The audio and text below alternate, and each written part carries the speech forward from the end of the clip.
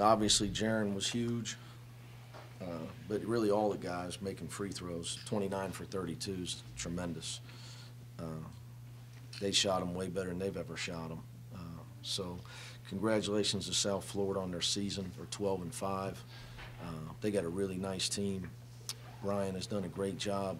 He inherited a mess, an absolute mess, and he's done a great job of getting some transfers in, some recruits in, and getting his program stabilized. And they got a good, solid team, and they play really, really hard.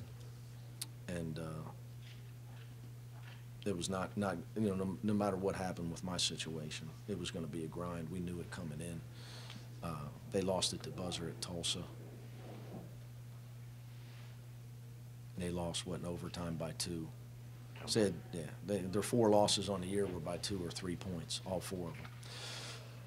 Probably the most underrated team I've seen all year after really watching them on film. So, and you got to understand, they lose by 2 at Temple, and they're 10 for 25 from the foul line. Tonight, they're 22 for 26. So,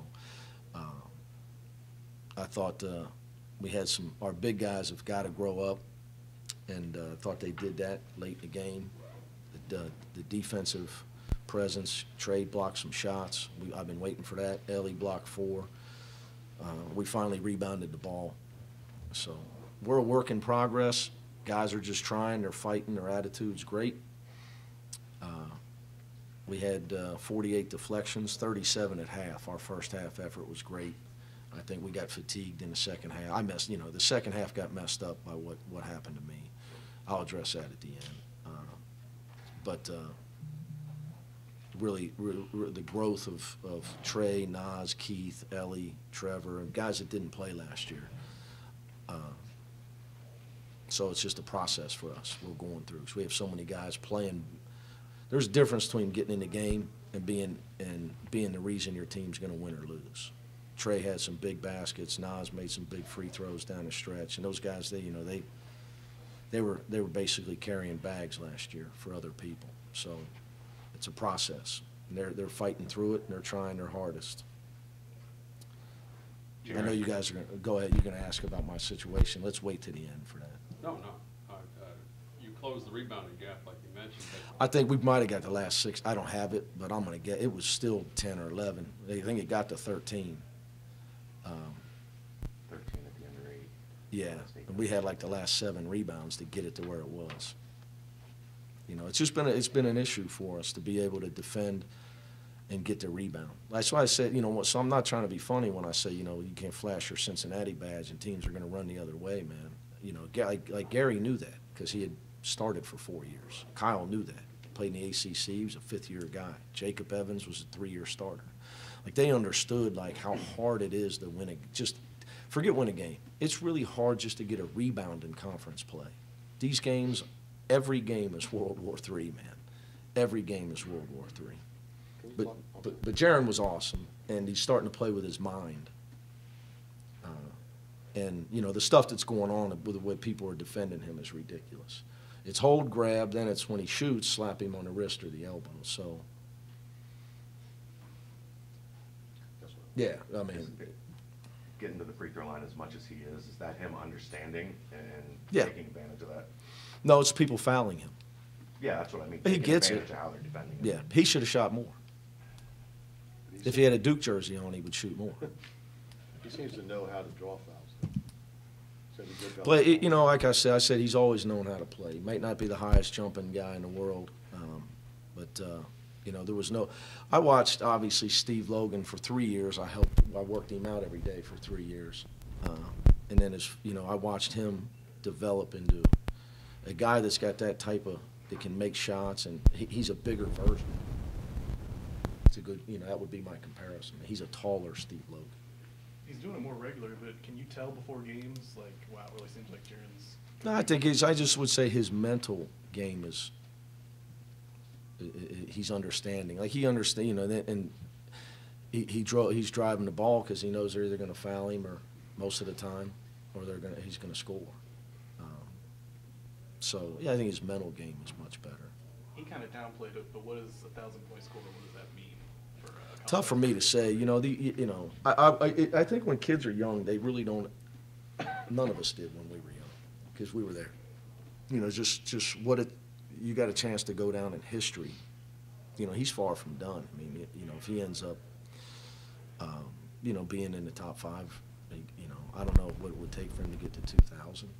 You know, having your banner, having your name on a wall and stuff like that. I mean, doesn't mean much to them now. It will when they're older. They have kids. Because I've seen, like, you know, our banners for our All-Americans in the practice gym and things of that nature. You know, when those guys come back, and there's not, you know, when Steve Logan first saw that, I mean, he was emotional. Like that's there forever. You know, so stuff like that. You know, it means more probably to their parents right now. You know, Jarron's probably worried about if Chick-fil-A's open tonight. 3 and 6 days, and you don't play till Saturday. What? Oh, we're off tomorrow, and you know we're back in school this week. And it's a grind. I mean, it is what it is. You know, it's not. You know, Wichita State. I'm sure they can't wait to see us. Their fans love us. Now they got. You know, they got a great home court. But every game's going to be like this. You know, we're an evolving team. And it's about their careers and kids trying to get better, and they just got to learn, man. It's a 13-round fight now. We got 13 left, and that's how you got to look at it. Every game, you drop your hands, you're going to get knocked out. That's just the way it is. We don't have. And there's very few teams out there, maybe Gonzaga in their league, that are so much better they can not play and lose and still win. You have to battle, man. So they're learning. They're learning to battle. But I want to congratulate Coach Savino. He should have been a head coach a long time ago, but unfortunately, he didn't work for Rick Pitino and he didn't play in the NBA. But he should have been a head coach every year I try to get him a job. So other people's loss is Cincinnati's gain, that he's on our staff. I mean, it's not a secret. He's been back with me 8 years, and we've been 8 straight tournaments. Rebounding was a bit of a problem for a while. It seemed like you got it corrected the final 8 minutes or so. Do you feel like that was kind of what helped you guys get over the hump and get the win? Yeah, rebounding and being there for each other, blocking shots when someone drive, you know. But they say it was the best, they're the best rebounding team in the conference right now at this moment. So, I mean, we had to do whatever we had to do to get on the glass, and us cutting off second chance points really helped. Does it feel like every one of these conference games is going to be a dogfight? I mean, yeah, but in my opinion, a lot of our games we play like we be up. You know, we just got to figure out how to get up and stay up. That's my opinion. I mean, but yeah, each game, going to be different.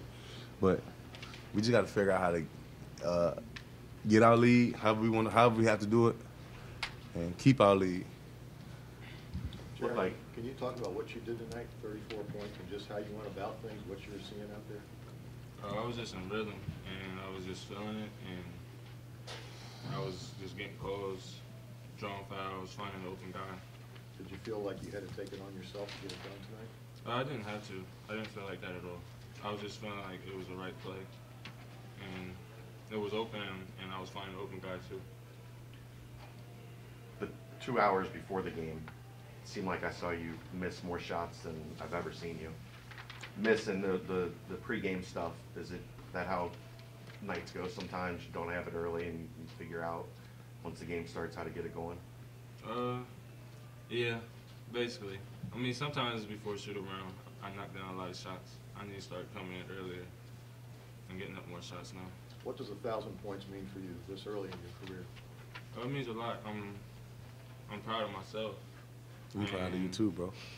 For It sure. was a lot of work and still more to come. That's not one thing I wanted. Like one thing I want. It was one thing you wanted? It is, but also I want more than that. I want Like to go it, to the NCAA. I want to make the conference, get farther in there. I like it, bro. What was it like for you guys when you saw Mick get thrown out? It was the first time I ever seen that. Me too. So we was just trying to calm him down. He didn't really say nothing crazy, but Not Just easy to had a calm game. him down, is it? Nah, it's not. But hey, when he got thrown out, it was like we got great coaches. Like we got a great coaching staff. So whoever would have stepped up, whether it was Coach Jackson or Coach Savino, if Coach Jackson would have stepped up, I feel like we still would have won the game because our coaches know they got the answer to everything. We got a great group of coaches that tell us the right stuff. So I wasn't too much worried. I was just like, all right, well, this is one of them nights. Coach, you out of here. But, I mean, I wasn't too much worried about it. And I know the guys wasn't either. Like, Coach Savino, a great guy. He a great coach. He knows what he's doing. And, I mean, I knew we was in good hands. Is it weird looking over there and not seeing him, though? Oh, yeah, it was weird. Not hearing him, I guess. It was weird going to the huddle and just not hearing him yell, really. Not for real. It was cool not hearing him yell for a few.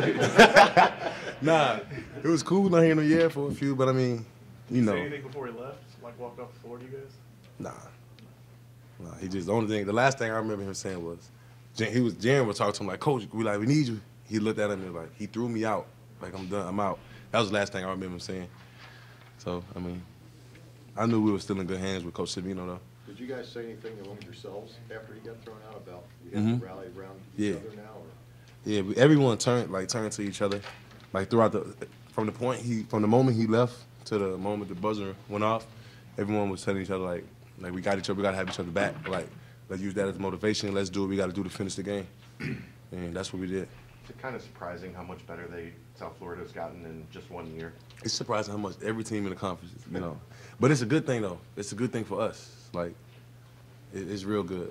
Let's see where we at, Jarron, does it feel like you're getting everybody's best shot regardless? I mean, they shot 30% higher from the free throw line. Teams have been hitting threes on you guys. Does it feel like you're getting their best shot? We're getting everybody's best shot. I mean, we got the name of Cincinnati on our chest. I mean, we're defending champs, so we're going to get everybody's best shot. Are you guys learning how to handle that? Mm-hmm. Yes. Yeah. What did Mick say to you after the game? He just said it was his fault and that he glad we pulled it out. Trevon, can you sum up the last 6 days for the team? You guys were fighting the flu last week and somehow got it out 3 straight close ones. That just goes to tell you the fight that we have on the team, the guys, and including myself. But I mean, the last 6 days was tough. Everyone trying to get back to their weight. I know I had to get back to my weight. From when I got sick, I lost 11 pounds in 4 days. Really? So yeah, my scrim coach did a great job of getting me back. Coach Cronin, and I mean, he understood that as well. He understood that, but it was all about how we handle it and the commitment we put in to get back with Mike and Bob, and I mean, everyone put in the time. Listened to them, took all their meds, and I feel like everyone getting back to themselves. Have more energy. Jarron, is there a moment in a game where you realize, I could go 30 tonight? Is that something you're thinking about in the moment? No, not at all. It's just something that's, if it's given to me, then I'm just going to go ahead and go score. I mean, I said it in the first half. I look to score.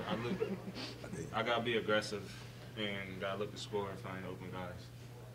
You guys got out rebounded, but at the end, it seemed like when you needed the rebounds, you were getting them. It was something that Coach was on us about in practice, the past few games, about being tougher than the other team and getting more rebounds. Going back to the old Bearcat basketball. I know you scored a lot of points. You probably answered this already, but I mean, when you hit that shot, did you know what it meant? I mean, you were excited it was a 3, but did you know that was 1,000 or no? I didn't know that was 1,000, but I knew I reached it this game. I was going to reach it. I didn't know what shot it was. We get a deflection number? 48? 48, yeah.